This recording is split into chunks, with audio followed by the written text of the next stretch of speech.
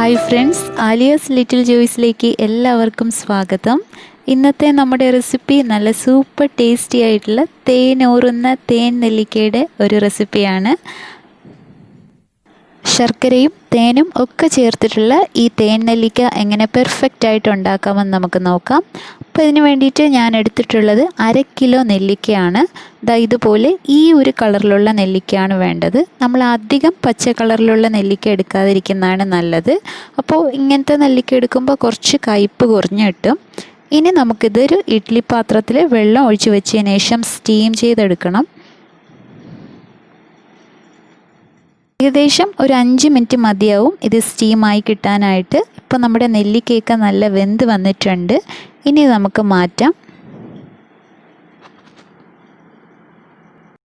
നെല്ലിക്ക കുറച്ചൊന്ന് ചൂട് മാറിയതിന് ശേഷം ഇതുപോലത്തെ ഫോർക്ക് ഉപയോഗിച്ചിട്ട് ഈ നെല്ലിക്കയിൽ ഇങ്ങനെ ഹോൾസ് ഇട്ട് കൊടുക്കുക. അപ്പം നമ്മൾ പിന്നെ ശർക്കരയൊക്കെ ചേർത്ത് ഉരുക്കുമ്പോൾ ഇത് നന്നായിട്ട് ഇതിനകത്ത് പിടിക്കാൻ വേണ്ടിയിട്ടാണ് നമ്മളിങ്ങനെ ഹോൾസ് ഇട്ട് കൊടുക്കുന്നത്.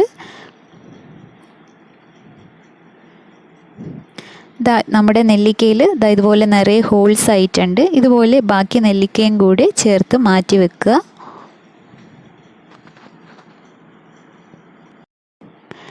ഇനി നമുക്ക് പഞ്ചസാര ചേർത്ത് കൊടുക്കണം പാനി തയ്യാറാക്കാൻ വേണ്ടിയിട്ട്. അതിന് വേണ്ടിയിട്ട് ഞാനിവിടെ 350 ഗ്രാം പഞ്ചസാരയാണ് എടുത്തിട്ടുള്ളത്. അപ്പോൾ നിങ്ങളുടെ കയ്യിൽ 250 ml മെഷറിംഗ് കപ്പ് ഉണ്ടെങ്കിൽ അതിൽ 1.5 കപ്പാണ് ചേർക്കാനുള്ളത്. ഇനി നമുക്കിതിലേക്ക് 150 ഗ്രാം ശർക്കരയും കൂടി ചേർക്കാം. അപ്പോൾ നന്നായിട്ട് പൊടിച്ചെടുത്തിട്ടുള്ള ശർക്കരയാണിത്. അപ്പോൾ കപ്പളവിൽ പറയുകയാണെങ്കിൽ 1/2 കപ്പ് ശർക്കര മതിയാവും.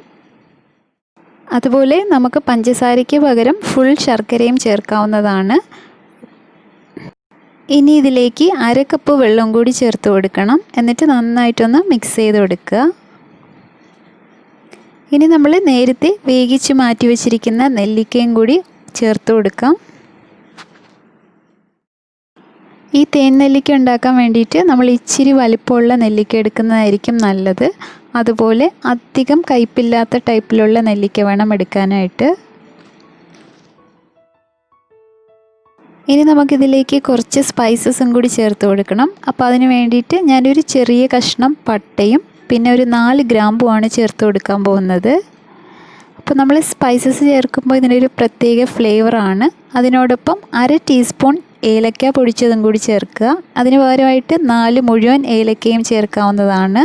പിന്നെ ഇതിലേക്ക് 1/4 ടീസ്പൂൺ ഉപ്പും കൂടി ചേർത്തതിന് ശേഷം നന്നായിട്ടൊന്ന് മിക്സ് ചെയ്ത് കൊടുക്കുക. ഇനി നമുക്കിത് മീഡിയം ഫ്ലെയിമിലിട്ട് വേണം കുക്ക് ചെയ്തെടുക്കാനായിട്ട്. അപ്പോൾ നമ്മുടെ ഷുഗർ സിറപ്പിൽ കിടന്ന് ഈ നെല്ലിക്കയൊക്കെ നന്നായിട്ട് വെന്ത് കിട്ടും. ഒരിക്കലും ഹൈ ഫ്ലെയിമിൽ വെക്കരുത്, മീഡിയം ഫ്ലെയിമിൽ തന്നെ വെക്കുക. ഇതൊരു 30 മിനിറ്റ് നേരത്തേക്ക് മീഡിയം ഫ്ലെയിമിലിട്ട് ഒന്ന് അടച്ച് വേവിക്കണം. ഇടയ്ക്ക് അടപ്പ് തുറന്ന് ഒന്ന് ഇളക്കി കൊടുക്കുകയും ചെയ്യാം. ഇനി ഈ ശർക്കരയും പഞ്ചസാരപ്പാനിയും പകുതി ആവുന്നത് വരെ ഒന്ന് വേവിച്ചെടുക്കണം. അപ്പോൾ ഏകദേശം 30 മിനിറ്റ് നേരം എടുക്കും ഇത് നന്നായിട്ട് വെന്ത് കിട്ടാനായിട്ട്. 30 മിനിറ്റ് കഴിഞ്ഞതിന് ശേഷം ഇത് കറക്റ്റ് പകുതിയായിട്ട് മാറിയിട്ടുണ്ട്.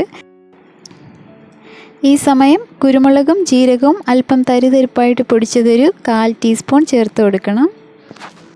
ഇനി ഇതിൻ്റെ ഫ്ലേവർ ഇഷ്ടമില്ലാത്തവർക്ക് ഈ സ്റ്റെപ്പ് സ്കിപ്പ് ചെയ്യാം. ഇനി നമ്മളിതൊരു നൂൽപ്പരുവാവുന്നത് വരെ ഒന്ന് തിളപ്പിച്ചെടുക്കണം. അപ്പോൾ നമ്മുടെ പാനി ഇങ്ങനെ കയ്യിലെടുത്തിട്ട് ഇങ്ങനെ നോക്കുമ്പോൾ ഒരു നൂലിൻ്റെ ഷേപ്പിൽ വരികയാണെങ്കിൽ ഇത് നൂൽപ്പരുവായിട്ടുണ്ട്. ഇതിന് വേറൊരു കാര്യം ചെയ്യാം. ഒരു പാത്രത്തിൽ വെള്ളം ഒഴിച്ചതിന് ശേഷം അതിലേക്ക് ഒരു ഡ്രോപ്പ് ഒഴിച്ചു കൊടുക്കും.